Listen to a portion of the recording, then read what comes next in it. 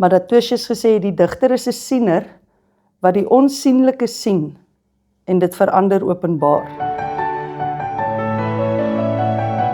Goed, so ek wil net so 'n bietjie erkenning gee aan die persone wat my bygestaan het met die publikasie van die bundel. So, dit was ongeveer in 2024 as ek reg onthou, was daar so 'n kursus op my, nie kursus nie, ek sê maar kursus op Marula Media, spesifiek hierdie ene, skryf 'n gedig, deur Daniel Hugo, wat jy dan nou 'n paar gedigte kan instuur en dan beoordeel uit, en dan is ook 'n gestruktureerde kursus wat nou maar meer verskillende digforme en dies meer behandel. En omdat ek toe nou gunstige terugvoer op sommige, nie almal, sommige van die gedigte gekry het, het my toe nou aanleiding daartoe gegee dat ek begin dink het oor die moontlikheid om nou, jy weet, meer gedigte saam te stel. So hy is dan sonder sy was dan die keerder ook van die en die redakteur van die digbundel gewees, en dan Marlene Malan, sy vrou. Hulle het 'n butiek uitgewery Turksvy Publikasies in Bellville, en hulle versorg dan die hele manuskrip, so dit is 'n onafhanklike basis publikasie van jou manuskrip. As enigiemand anders belang sou stel om 'n manuskrip te publiseer, kan ek hulle regtig aanbeveel. So die titel kom Koorsboom natuurlik. Ek het toe ek gedink het aan 'n titel vir die bundel, het ek gewonder ek moet iets identifiseer in die omgewing waar ons nou bly. Dis nou Brits en Hartbeespoort omgewing, wat nie uniek is aan die omgewing, maar tog kenmerkend van die omgewing is. En daar's regtig, koorsbome is regtig gedei regtig in daardie omgewing. En toe ek nou 'n bietjie begin lees oor die koorsbome, het my eintlik swaalf gedink dit is 'n baie gepaste titel, want ek het nie geweet van al die interessante aanpassings wat koorsbome oor beskik, jy weet, om nou te gedei in die omgewing nie. So die tipiese groen bas wat jy sien is omdat hulle fotosinteer in die bas en nie net in die blare nie. Hulle het 'n relatief eil blare dak wat nie voldoende is vir fotosintese nie. So die hele bas fotosinteer ook. En hulle is lief vir watertafelareas, morasagtige streke waar daar baie water is. En dis ook hoekom daardie, ek sal later iets meer oor sê, maar omdat hulle in die morasagtige streke gedei, dis natuurlik waar baie muskiete altyd broei, stilstaande water en dis meer. En die sangomas en die tradisionele geneesers stroop ook van die bas om dit nou 'n tipe tee te maak of te trek, wat hulle dan nou gebruik om siektetoestande te behandel. En 'n baie interessante meganisme wat ek nie geweet het, is hulle 'n offerloot. Hulle moet 'n offerloot, dis 'n tak van die koorsboom wat doodgaan. So alle skadelike komponente wat hulle absorbeer uit die grond, gifstowwe, toksine, word gekanaliseer na 'n een tak, wat dan doodgaan en afbreek. So dis 'n manier hoe hulle daarvan ontslaag. Hulle amputeer eintlik een van hulle ledemate, sodat die res van die organisme kan leef. Dat ek nogal gedink het 'n baie mooi metafoor is. So hierdie boom is eintlik afgeneem in Brits self, en jy kan sien hy dooie tak in die middel. Dit lyk soos 'n swart geverfde tak, maar dit is 'n offertak wat heeltemal dood gegaan het en verdonker het en so aan. En jy sien dit by al die bome, as jy mooi gaan kyk, en jy sien almal van hulle het een of tak wat hulle besig is om te verloor. So daar aan die linkerkant het ek 'n kwatryn geskryf, en aan die onderkant is 'n haiku. So die kwatryn is eintlik 'n Persiese kwatryn, so jy kan sien die rymskema is AA, BA, en dan die derde reël is iets wat langer, en dit skep 'n gevoel van afwagting, dis die Persiese kwatryn. En wat die haiku betref, het jy net 17 lettergrepe om te werk mee. So jy het streng, dis 'n Japaneese digvorm, die haiku. So jy het 17 lettergrepe, die eerste reël moet 5 wees, die tweede reël moet 7 wees, en die derde reël moet weer 5 wees. Dit is al wat jy het met die haiku. En dit rym, haiku gewoonlik rym glad nie, en dan word net nie van metafore en dis meer gebruik word nie, dis meer 'n konkrete 'n digvorm. So dit was 2 gedigte wat in die bundel is, wat spesifiek nou oor die koorsboom handel. Goed. Dan die ander ding natuurlik opvallend van die omgewing is die Magaliesberg self. En die Magaliesberg is 'n redelike geologiese ou struktuur. Ek dink is die 3de of die 4de oudste geologiese struktuur wat in die wêreld bestaan. En weens baie millennia se verwering dis nie regtig so hoog bo die omgewing, dis maar iets soos 300 of 400 meter bo die omgewing se hoogte bo seespieël, maar is 1800 bo seespieël, maar ons is reeds in die Hoëveld is mens reeds omtrent 1500 meter bo seespieël.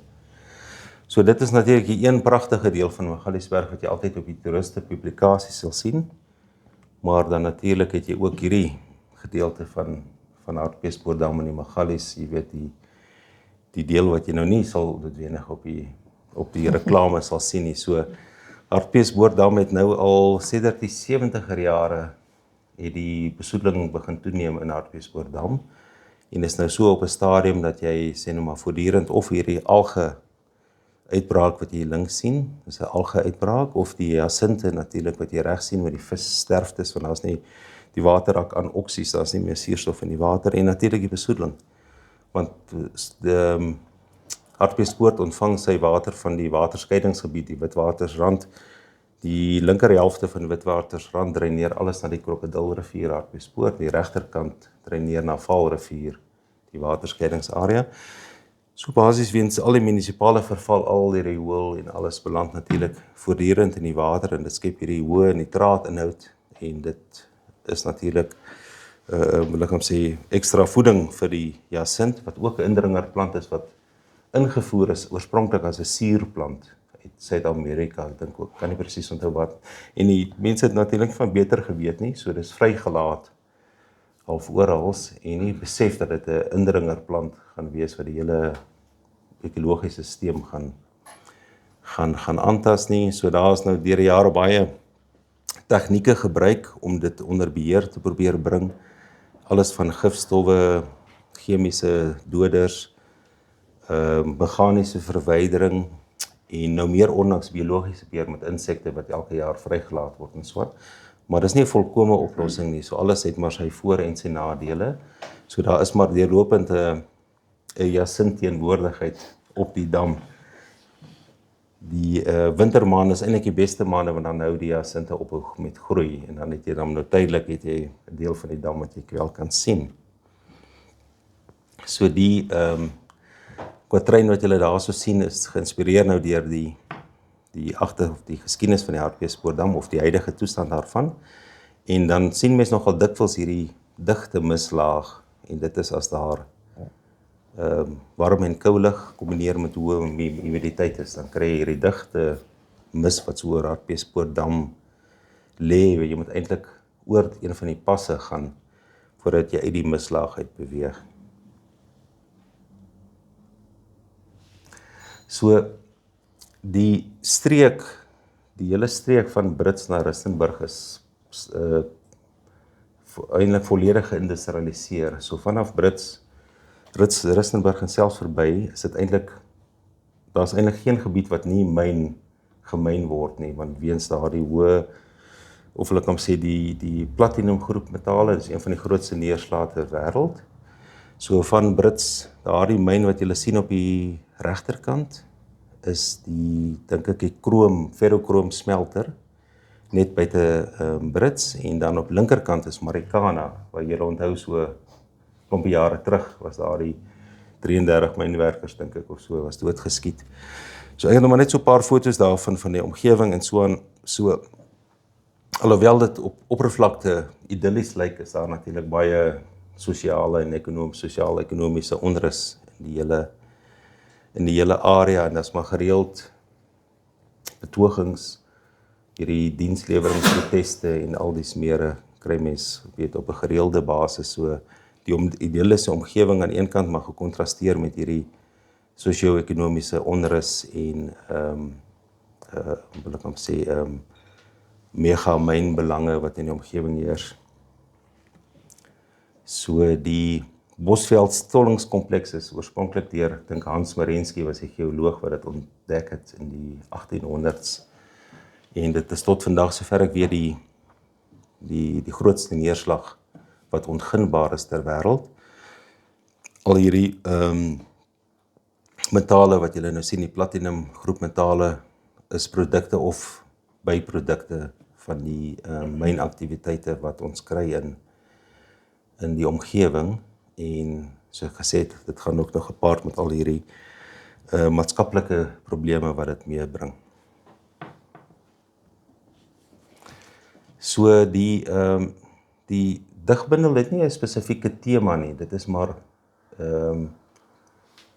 wil ek amper sê dinge wat ek bespeer het in die omgewing, so dat mense nou maar daagliks in die omgewing rondbeweeg, dan sien mense iets opvallends raak wat jou, jy weet, wat jou belangstelling prikkel. So die baie van die gedigte in die bundel handel oor, jy weet, iets wat ek raak gesien het, of 'n plek wat ons dalk besoek het in die omgewing, of jy weet, 'n interessante gebeurtenis wat daar die aanleiding gegee het vir. So hierdie, een van die gedigte is Bronkhorstspruit. So ek weet nie of daar van julle al wat was by Anton Smit se Beeldepark by Bronkhorstspruit nie. Ek dink as jy nou ooit in die omgewing is, as jy dalk op besoek aan Kleinfontein gaan, dan is dit net 20 km of so na die Beeldepark toe. So hy is 'n beeldende kunstenaar wat internasionaal bekend geraak het, daar is hy op regterkant. En daar is 'n reusagtige beeldepark, 'n buitelug beeldepark van seker, ek weet nie, ek skat 5-6 hektaar of meer, miskien 10, waar daar nou beelde is, maar sommige is reusagtig, 2-3 verdiepings hoog, en dan baie is nou mensgrootte of net iets wat groter as mensgrootte, en hy het hierdie tema van 'n persoon wat so opkyk na die hemel, word as nogal 'n herhalende tema, jy weet, van sy beelde.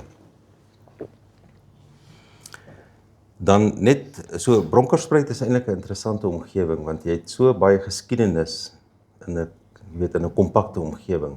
Ek meen, jy het aan die een kant het jy nou die Beeldepark wat ek gewys het, dan skaars 5 km daarvan dat jy die Boeddhiste tempel, Nanhua, as ek dit reg uitspreek, Boeddhiste tempel, is die grootste Boeddhiste tempel in Afrika.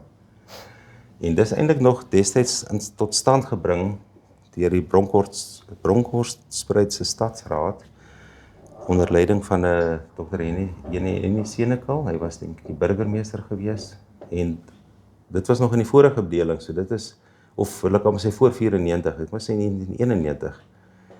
En toe het hulle na Taiwan toe gegaan en beleggings gesoek vir Bronkhorstspruit, en die Bronkhorstspruit se stadsraad het 6 hektaar grond geskenk aan hulle, en dis nou waar hierdie Boeddhistiese tempel opgerig is, destyds. Ek is nie seker presies watter jaargetal nie, maar dit is nou aanleiding vir hom sê. So as jy net so een keer ry van die Beeldepark, dan ry jy nou by hierdie groot Boeddhistiese tempel verby. En wat 'n interessante verskynsel daar is, die armilarium.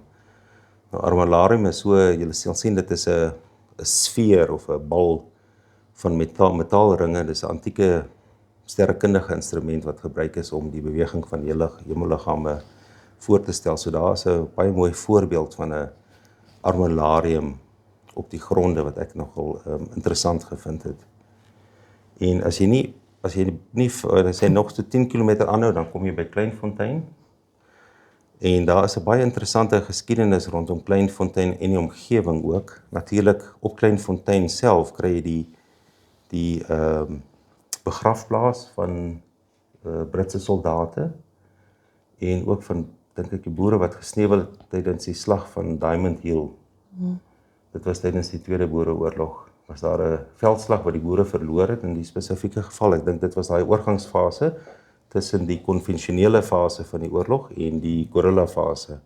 Dit was een van die laaste konvensionele veldslae wat geveg is, en daar is nou heel wat Britse soldate daar bevestig. So as jy in Kleinfontein nou inry, en jy ry nou so af na haar, amper so paadjie af teen die heuwel af, en dan het jy so fontein en so aan die linkerkant, en as jy daar links ry, dan basies kry jy die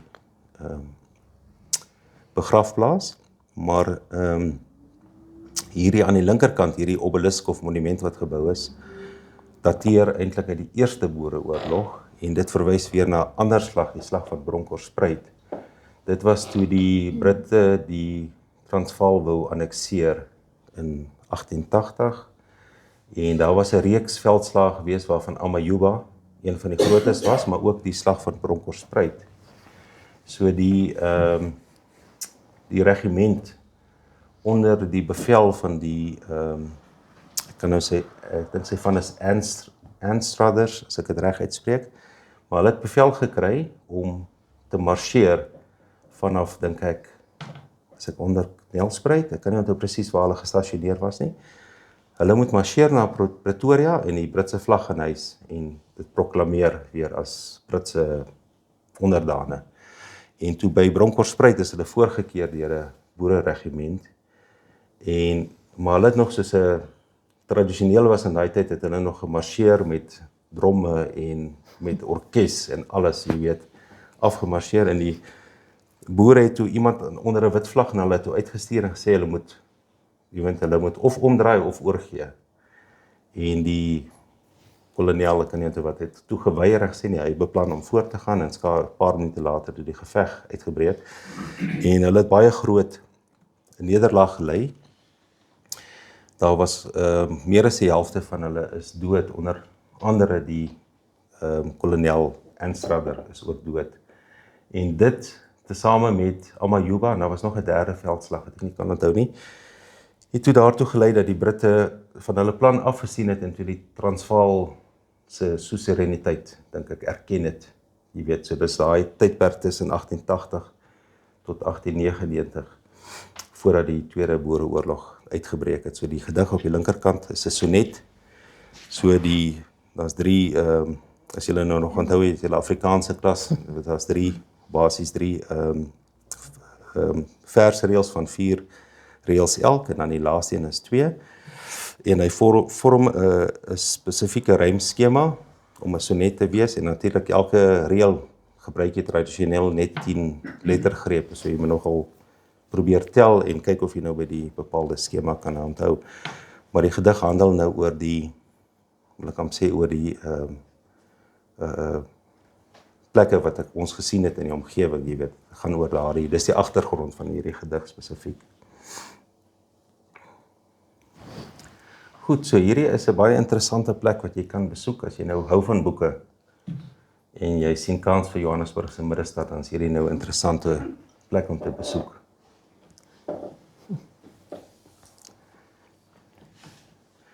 So die man se naam is Jeff Klas, hy is nou intussen ongelukkig oorlede, so 'n jaar of 2 gelede.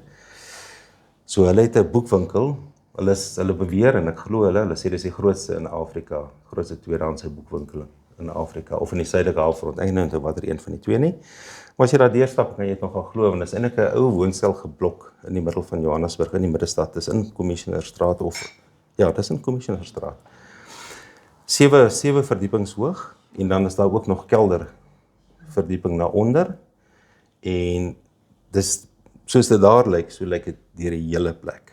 So hierdie is nou van die meer geordende gedeelte van die ander is iets wat meer deur mekaar, so jy kan nie, selfs as jy in die huispak instap, dan is die huispak net so 'n spasie, die res is boeke wat so gestapel is. Die brandtrap, as jy die brandtrap klim, dan is die brandtrappe ook so gestapel met boeke.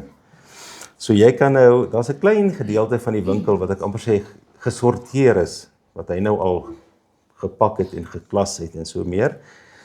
Maar vir die res moet jy nou maar vir hom of vir sy broer vra, waar kan ek boeke oor hierdie spesifieke onderwerp kry? En dis hoe dit lyk. So Johannesburg se middestad lyk nou so iets plus minus. En daarop reg is na die woonstelgebou, en dan van die vensters kan jy eintlik sien dat die boeke peel eintlik so 'n bietjie van hulle uit. En dis regtig hoe dit lyk. So dit is nou waar Johannes, dit is nou die straat hoe dit daar lyk. So maar wees gerus as jy nou daar jouself wel dapper genoeg is om jouself te begewe, daar is daar 'n veilige parkeerarea wat jy daarom kan gaan stop, en dan gaan jy nou maar gou in die gebou. En dis dan presies hoe dit lyk as jy nou daar met die trappe op en af gaan. Dan kry jy nou spesifiek hierdie boeke, en dis regtig gestapel van die vloer tot die plafon op al 7 verdiepings. So jy kan regtig, as jy nou lief is vir boeke en graag sniffel, dan kan jy nou die leeftyd eintlik daar deurbring. So dit is Collectors Treasury, dis die naam van die boekwinkel. So hierdie is 'n interessante kerk in Centurion in Midrand. Kan jy dis die enigste sover ek weet, Russiese ortodokse kerk wat 'n tradisionele ortodokse styl gebou is volgens 'n tradisionele ortodokse kerk. So julle sal sien daai koepels is almal met 'n dun bladgoud bedek. Dis nou bladgoud wat nou baie dun geslaan is of wat ook al, en dis egte goud. Maar dit is 'n klein hoeveelheid, ek weet nou nie hoe 500 gram of 'n kilogram, ek kan nou nie sê hoeveel dit is nie, maar is baie dun, so hulle het vakmanne uit Rusland gekry om dit kom doen. So jy kan op besoek gaan aan die kerk en jy kan 'n diens bywoon op 'n Sondag. En ek het nou net met Karel gesels, die Johan Rousseau, wat professor in filosofie is by Universiteit van die Vrystaat, hy is 'n geordende priester in die ortodokse kerk. Ek is nie heeltemal seker wat die verskil tussen Grieks en Russiese ortodoks is nie, of dit net taal is en of daar 'n groter verskil is, maar hulle is almal deel van die ortodokse tradisie. Nou interessant, die Russe en die Boere of Russe in Suid-Afrika het nou 'n lang en komplekse geskiedenis. Natuurlik in die Tweede Wêreldoorlog, in die Tweede Boereoorlog, het daar ongeveer 200 Russe as vrywilligers aan die Boere se kant kom veg. En daar is ook heelwat van hulle dood. Onder andere by Utrecht is daar 'n monument op aangebring, waarvan die gesneuweldes vereer word. Een van die bekende name wat jy nou teë sal kom is byvoorbeeld Yevgeny, wat eintlik maar Eugene is, Maximov. Hy was een van die bevelvoerders wat aangestel is as bevelvoerder van die vrywilligerskorps, en hy was blykbaar goeie vriende met Paul Kruger gewees. Hulle het 'n vertrouensverhouding gehad. En so een keer 'n jaar, dan word daar nog 'n ryker gelê by hierdie spesifieke kerk ter nagedagtenis aan die Russiese vrywilligers wat gesterf het in die Anglo-Boereoorlog. Nie net daar nie, maar ook in Utrecht word daar ook 'n seremonie gehou. So, ekskuus tog, ja, hierso, so, dis net so terloops so aan die binnekant, so die opvallende natuurlik as jy nou gewoond is aan die protestantse manier van aanbidding. Die eerste opvallende verskynsel wat jy natuurlik sien is die ikone of die heiliges teen die muur. En in die protestantse tradisie word daar nie afbeeldings, jy weet, van heiliges byvoorbeeld op mure geplaas nie, maar in hulle tradisie is dit algemeen deel daarvan natuurlik, en dan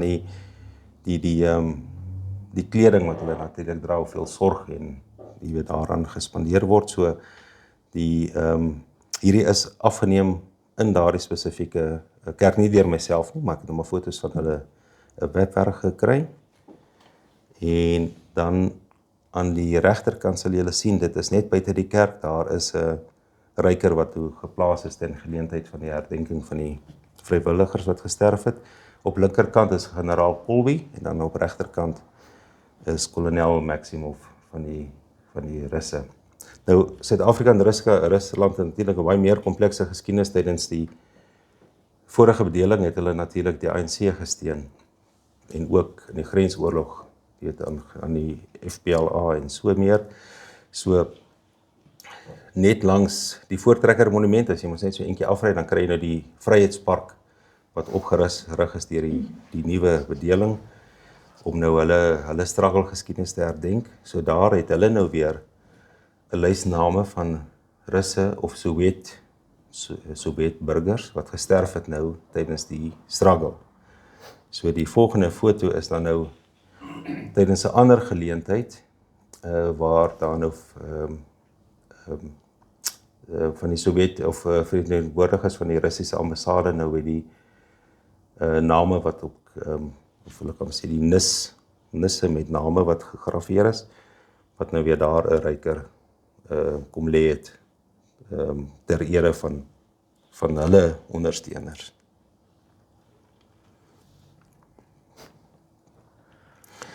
So as jy net buite Hartbeespoort of buite Hartbeespoort is, Hartbeeshoek, ons noem dit die skottelpad. Dit is wel van volksmond word die skottelpad genoem, want as jy daai pad ry, dan kom jy verby hierdie stasie verby met tientalle skottels wat jy nou nie weet waarvoor dit is nie, en dit is 'n interessante, dateer eintlik uit die 70er jare toe NASA die onbemande sendings Voyager en dis meer gelanseer het hulle radioteleskope opgerig reg rondom die wêreld of gesubsidieer, juis om daardie maantye of ruimtetye te monitor. En hierdie wat jy sien is dan nou die radioastronomie observatorium wat net buite of wat by Hartbeespoort is en is deel van hierdie radarteleskope reg oor die wêreld versprei. Dit is nog steeds aktief vir navorsing. Ek dink die een wat nou tans op meer bekend is die Meerkat wat in die Karoo gebou is. Dis ook 'n radioastronomie teleskoop. Dis natuurlik mos nou klomp verskillende teleskope oor 'n groot afstand. So, maar die een wat buite Hartbeespoort is word nog steeds aktief vir navorsing tans gebruik. So as jy nou daar verbyry en dan kom jy nou op hierdie gesig af wat hierdie tientalle teleskope wat nou so gestasioneer is en dan nog steeds aktief gebruik word of vir deel van GPS, globale posisionering of vir ek weet daar's telkomtorings ook wat ook gebruik word vir satellietkommunikasie en dan sommige van hulle wat nog steeds vir navorsing gebruik word. So hy is oorhandig deur NASA aan geskenk eintlik aan die WNR in 1975. So die laaste gedeelte van die bundel is 'n sonettekrans. So dis 'n reeks van 15 sonette wat volgens 'n spesifieke wil ek hom sê metode of styl gedoen word. Met ander woorde, die laaste reël van die sonnet word dan weer gebruik as die eerste reël van die volgende sonnet. En so gaan jy dan nou deur tot by nommer 15 en dan die nommer 15 word dan nou saamgestel uit die laaste reëls van die voorafgaande 14 sonette. Dis dan 'n sonettekrans. So ek het daar 'n bietjie hulp gehad van 'n Nederlander nogal, Bas Jong en hulle. Hy is iemand wat baie geskryf het oor sonettekranse, die tegniek eintlik daarvan. So ek het maar net so 'n stukkie daar gesit uit Wikipedia. So hulle het interessant, in Nederland het hy as deel van 'n samewerking met ander digters het hulle sonettekranse geskryf en hulle dit deel gemaak van die landskap, wil ek hom sê omgewings wat noem jy dit tog as hulle mense wat in die landskap kuns skep of wat ook al. Maar dis dan nou so 'n landskap kuns of dig of poesie skepping waar hulle die sonette reekse of kranse wat hulle geskryf het word dan nou so langs paaie of wat ook al, jy weet, in toon gestel as deel van landskapskuns, as ek dit nou so kan noem, die sonettekranse. So die laaste, wil ek sê die heel laaste gedig in die bundel is dan nou die laaste sonnet, wat dan nou die meester sonnet genoem word, nie omdat die skrywer 'n meester is nie, maar net onder die laaste sonnet is wat saamgestel is uit 14. So, en dit was eintlik maar geïnspireer deur Hartbeespoort Hoek en die radioastronomiese observatorium, so die reeks, die krans handel eintlik maar oor sterrekunde, die heelal en dis meer.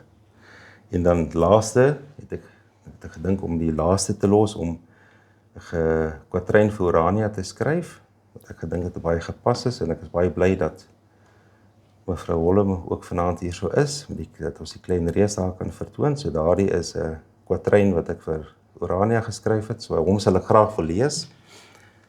En Groot Gewaagd verwys eintlik, en ek het gedink mense in Urania sal hierdie verstaan. Groot Gewaagd verwys eintlik na Suid-Afrika. Die ou geskiedenis wat ons agtergelaat het. Ons het groot gewaagd, maar dit was nie 'n sukses gewees nie, daarom het ons weer klein geluk kom soek. Groot gewaagd is agtergelaat, doen dit self op klein geluk, onder son en ster gewelf. In Urania word die hand vereeld, dis arbeidsgenot om sprankel uit ysterklip te delf. Baie dankie. Dit is dit.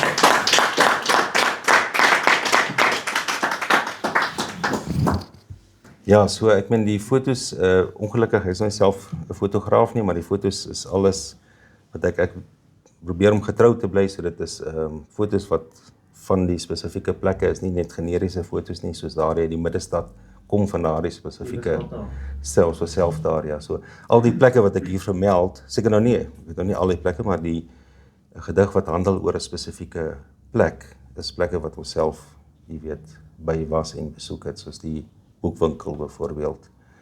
Want ons het nogal gesoek na interessante plekke wat mens kan besoek in Pretoria of in, sê maar, in die hele omgewing, maar nie wat net tradisionele toeriste trekpleisters is nie, iets wat ongewoon is, jy weet, en dis soos byvoorbeeld weer die, jy weet, boekwinkel uitgekom het, jy weet, want dit sal nie 'n tradisionele toeriste stoppunt wees nie, weens hooglopende redes gewees, maar dit is so 'n fascinerende, jy weet, plek om te besoek, jy weet, so as jy ooit in die omgewing sou wees en jy wil graag, dan sal ek julle graag vergesel. So dit het eintlik begin by die skryfkursus, ek het nooit van tevore nie.